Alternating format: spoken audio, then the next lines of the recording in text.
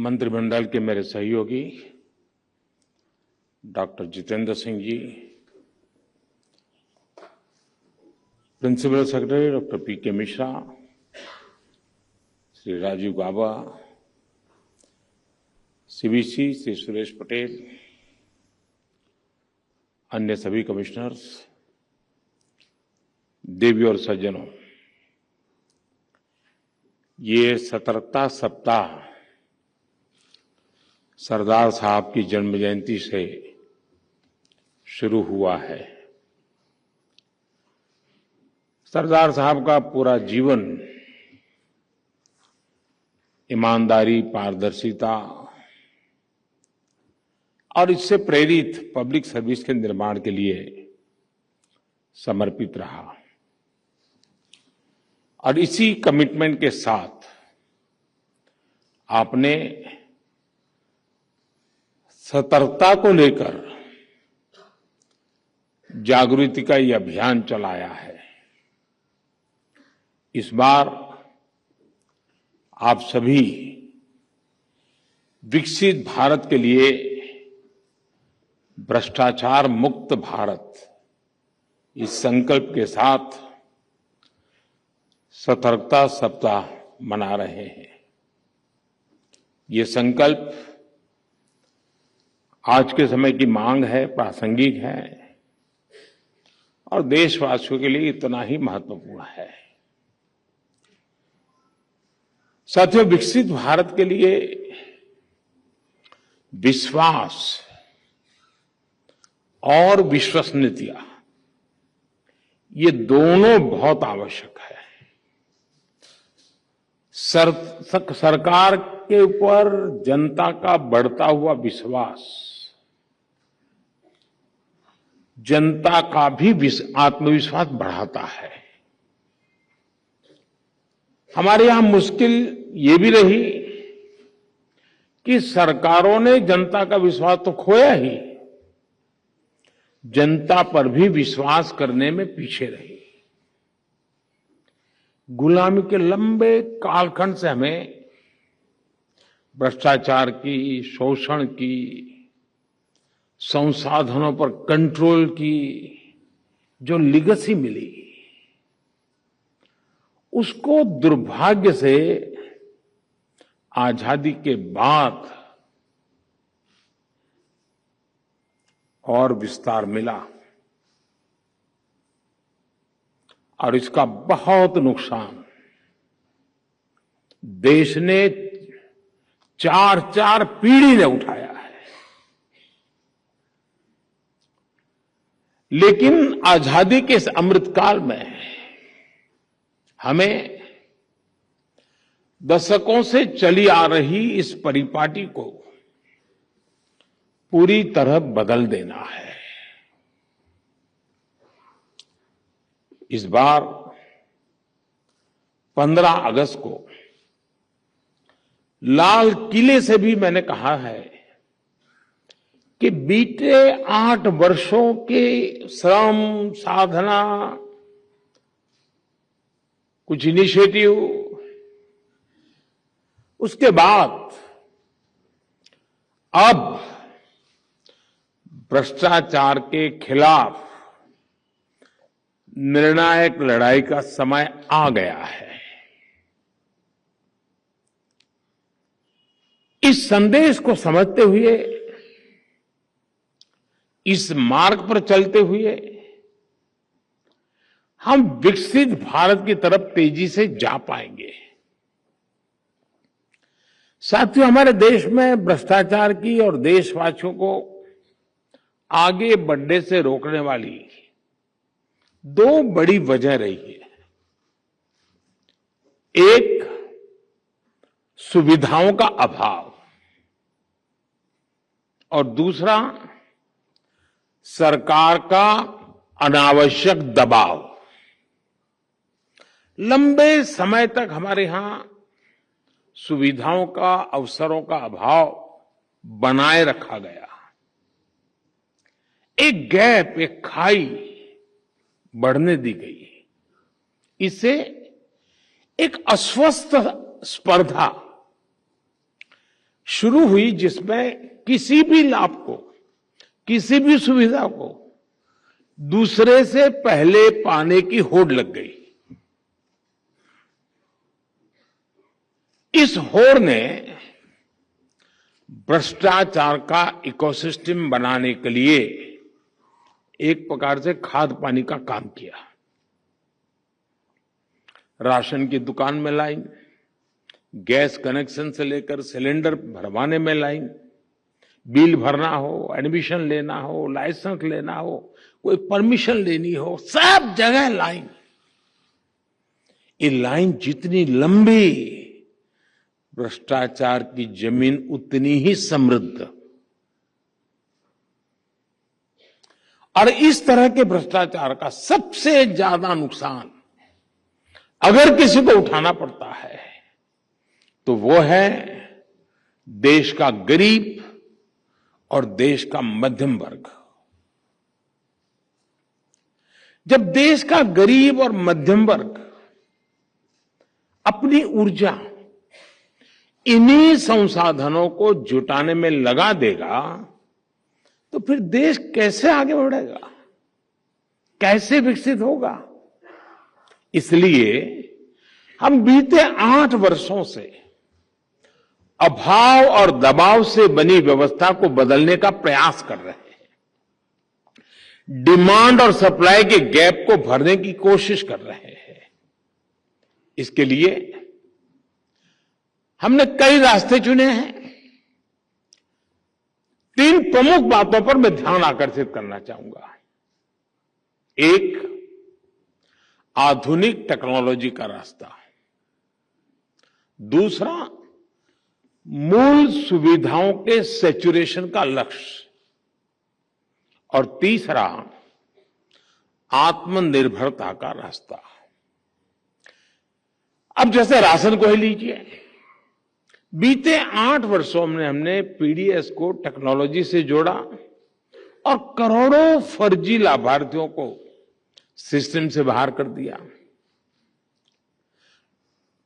इसी प्रकार डीबीटी से अब सरकार द्वारा दिया जाने वाला लाभ सीधे लाभार्थियों तक पहुंचाया जा रहा है।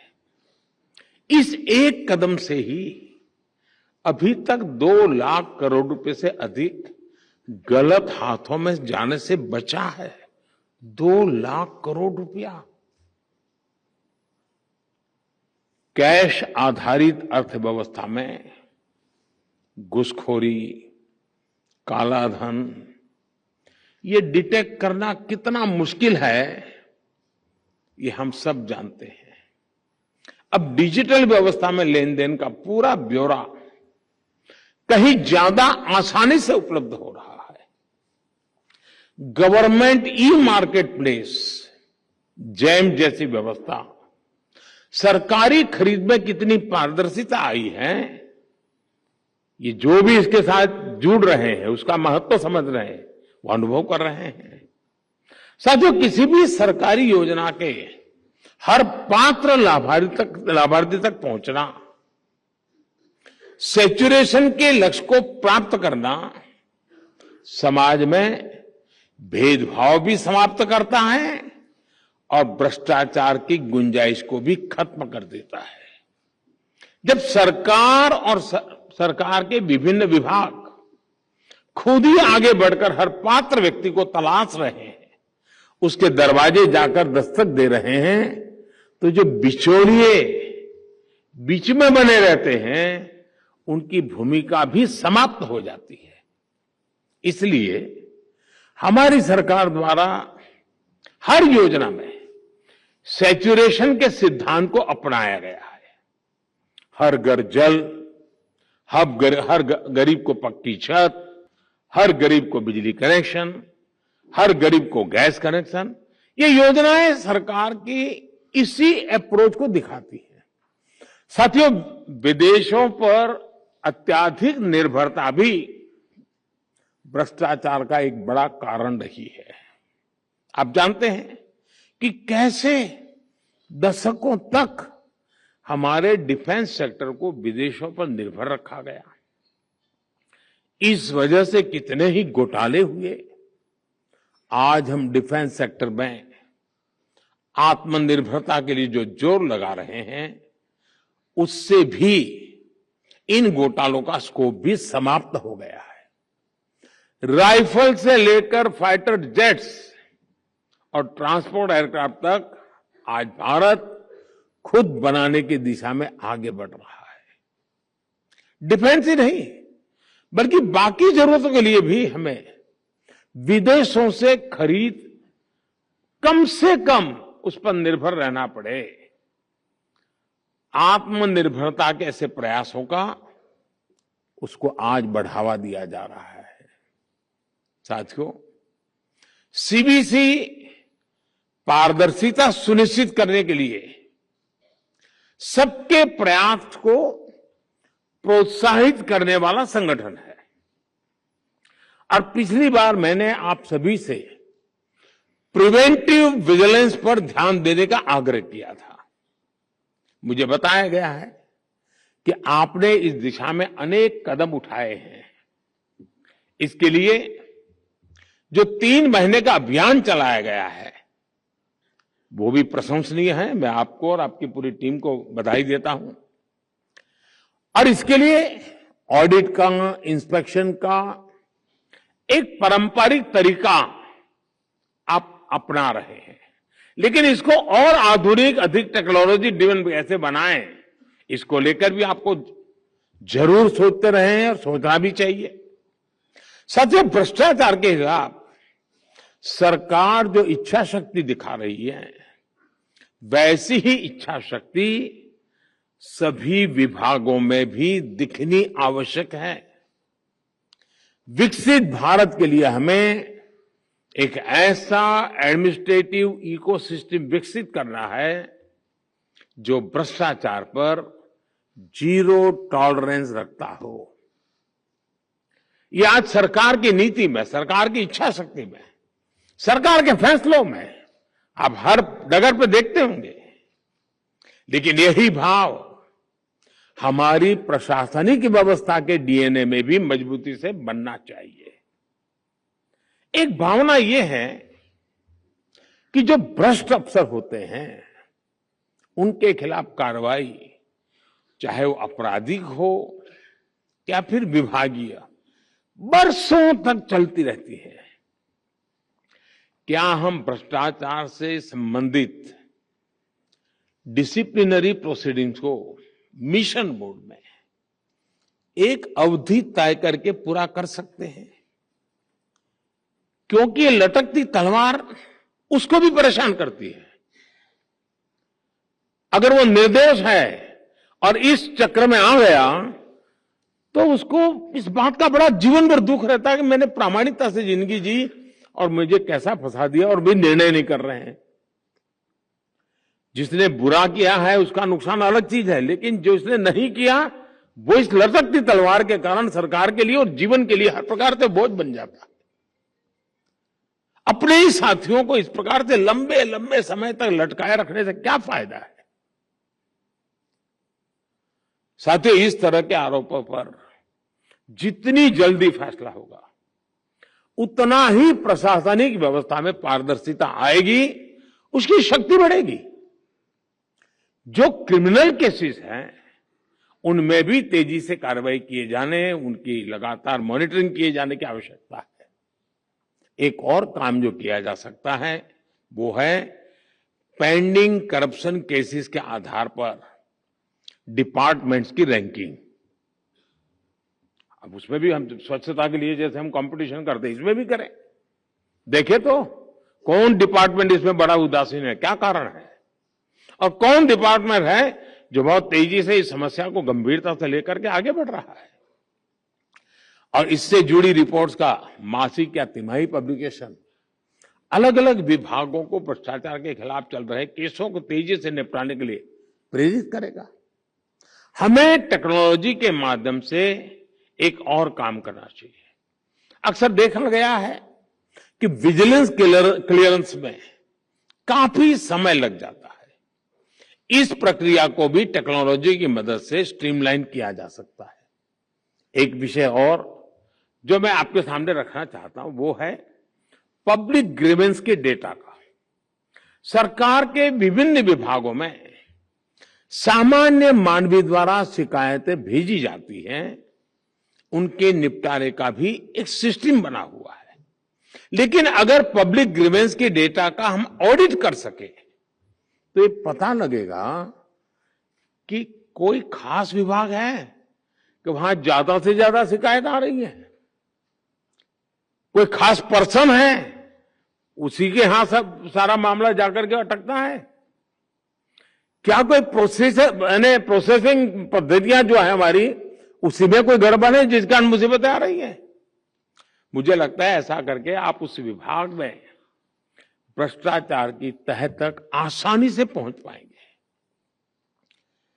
हम इन कंप्लेंट को आइसोलेटेड नहीं देखना चाहिए, पूरी तरह कैनवास पर रख करके सारा एनालिसिस करना चाहिए और इससे जनता का भी सरकार और प्रशासनिक विभागों पर विश्वास और बढ़ेगा। साथियों, करप्शन पर निगरानी के लिए हम समाज की भागीदारी, सामान्य नागरिक की भागीदारी को हम अधिक से अधिक कैसे प्रोत्साहित कर सकते हैं, इस पर भी काम होना चाहिए। इसलिए भ्रष्टाचारी चाहे कितना भी ताकतवर क्यों ना हो, वो किसी भी हाल में बचना नहीं चाहिए। ये आप जैसी संस्थाओं की जिम्मेदारी है। किसी भ्रष्टाचारी को राजनीतिक सामाजिक शरण न मिले। हर भ्रष्टाचारी समाज द्वारा कटघरे में खड़ा किया जाना चाहिए। ये वातावरण बनाना भी बहुत आवश्यक है। हमने देखा है कि जेल की सजा होने के बावजूद भी, भ्रष्टाचार साबित होने के बावजूद भी कई बार भ्रष्टाचारियों का गौरवगान किया जाता है। मैं तो देख रहा हूं ऐसे ईमानदारी का ठेका लेकर के घूमने वाले लोग, उनके साथ जाकर के ऐसे हाथ पकड़ के फोटो निकालने में शर्म नहीं आती उनको। ये स्थिति भारतीय समाज के लिए ठीक नहीं। आज भी कुछ लोग दोषी पाए जा चुके भ्रष्टाचारियों के पक्ष में भांति भांति के तर्क देते हैं। अब तो भ्रष्टाचारियों को बड़े बड़े सम्मान देने के लिए वकालत की जा रही है। ये कभी ऐसा हमने सुना नहीं देश में। ऐसे लोगों, ऐसी ताकतों को भी समाज द्वारा अपने कर्तव्य का बोध कराया जाना बहुत आवश्यक है। इसमें भी आपके विभाग द्वारा की गई ठोस कार्रवाई की बड़ी भूमिका है। साथियों, आज जब मैं आपके बीच आया हूं तो कुछ और बातें भी करने का मन स्वाभाविक करता है। भ्रष्टाचार और भ्रष्टाचारियों के विरुद्ध कार्रवाई करने वाले सीबीसी जैसे सभी संगठनों को, और यहां सभी उस आपके एजेंसी के लोग बैठे हैं, आपको डिफेंसिव होने की कोई जरूरत नहीं है।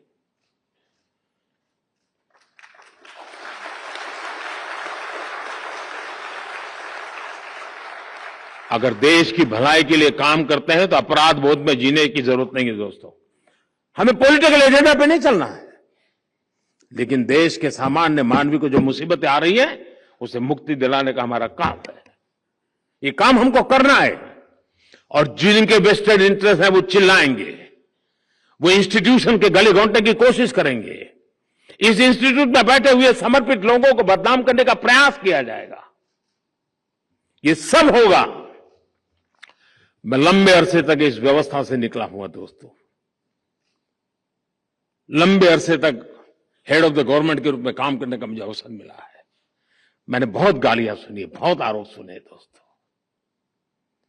कुछ बचा नहीं मेरे लिए। लेकिन जनता जनार्दन ईश्वर का रूप होती है।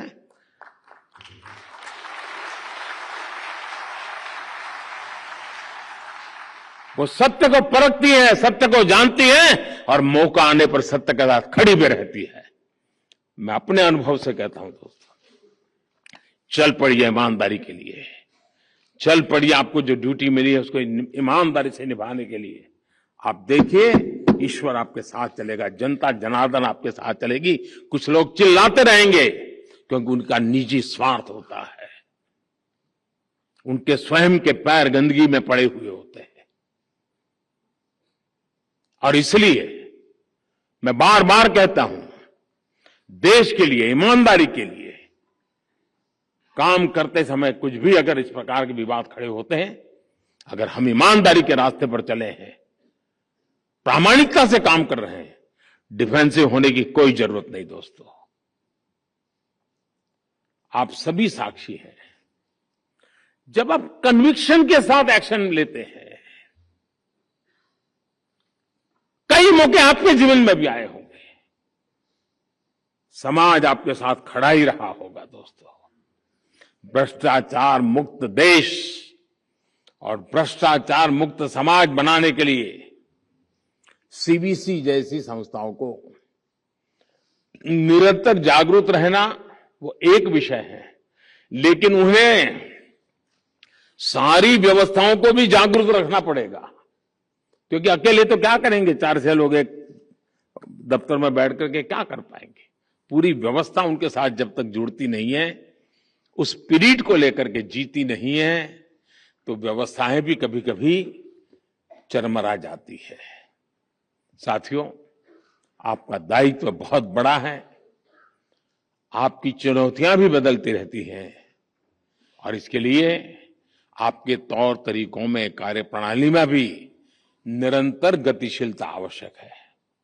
मुझे विश्वास है कि आप अमृत काल में एक पारदर्शी और प्रतिस्पर्धी इकोसिस्टम के निर्माण में अहम भूमिका निभाते रहेंगे। मुझे अच्छा लगा, आज कुछ स्कूल स्टूडेंट्स यहां बुलाए गए हैं, सबने ऐसे कंपटीशन में हिस्सा लिया। एक लगातार क्विज कंपटीशन की भी परंपरा विकसित की जा सकती है, लेकिन एक बात की तरफ मेरा ध्यान गया, आपका भी ध्यान गया होगा, आपने भी उसको देखा होगा, बहुतों ने देखा होगा, बहुतों ने जो देखा उस पर सोचा होगा, मैंने भी देखा, मैंने भी सोचा।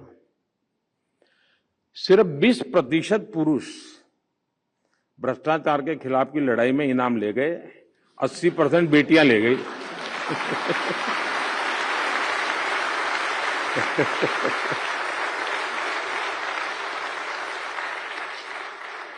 पांच में से 4 बेटियां,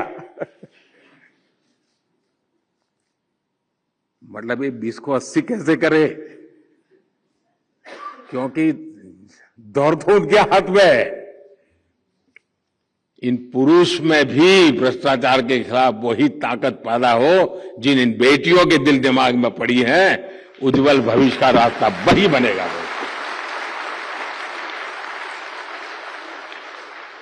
लेकिन आपके इस प्रिवेंटिव, इस दृष्टि से ये अभियान अच्छा है कि बच्चों के मन में भ्रष्टाचार के खिलाफ एक नफरत पैदा होनी चाहिए।